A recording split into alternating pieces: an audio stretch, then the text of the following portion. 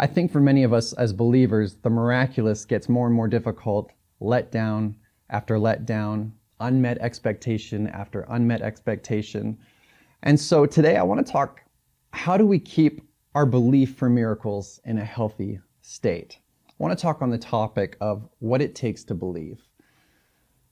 Let's start here. So for John 3:16, it says, "For God so loved the world that he gave his one and only Son, that whoever believes in him, not works for him, not gives to him, but whoever believes in him shall not perish, but have eternal life." Believing is the pivotal point of what defines you and me as a person. The enemy wants nothing more than to attack what you and I believe. Judging by John 3:16, believing is actually our only gateway to God. There was a certain group in the 1st century AD called the Gnostics.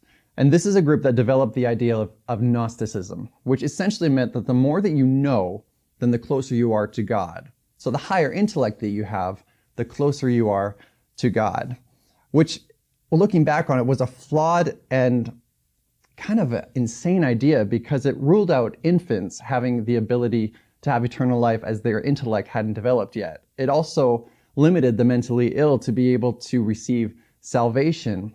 Now, intellectualism is important and knowledge is important, and we should all know why we believe and what we believe. It's crucial, but intellectualism can't be the only way to God. It was a broken system. And God knew that he had to level the playing field for his creation to have a fighting chance at finding redemption. And that playing field that he made at entry level for everyone was our belief system. God knew that he had to create a system that allowed everybody to have a fighting chance at believing in his Son. Now, we are still in a battle between knowing and believing. The enemy comes against what you know and what you believe about God. So often we will blame our broken car or our broken furnace, saying, the enemy is trying to break my car, or the enemy is trying to break my furnace. Can I just be upfront with you that the enemy doesn't need your car, doesn't need your broken furnace. What the enemy does need, though, is for you to be frustrated, you're worried. He's after your mind. Now, if we look back in Genesis, we can see that one of the original ways mankind missed the mark was through simply unbelief. Let's look in Genesis 3:1. It says, "Now the serpent was more crafty than any of the other wild animals the Lord had made. And he said to the woman, 'Did God really say you must not eat from the tree in the garden?'" You see, the enemy didn't physically move them out of the garden, but he did move them away from what they believed.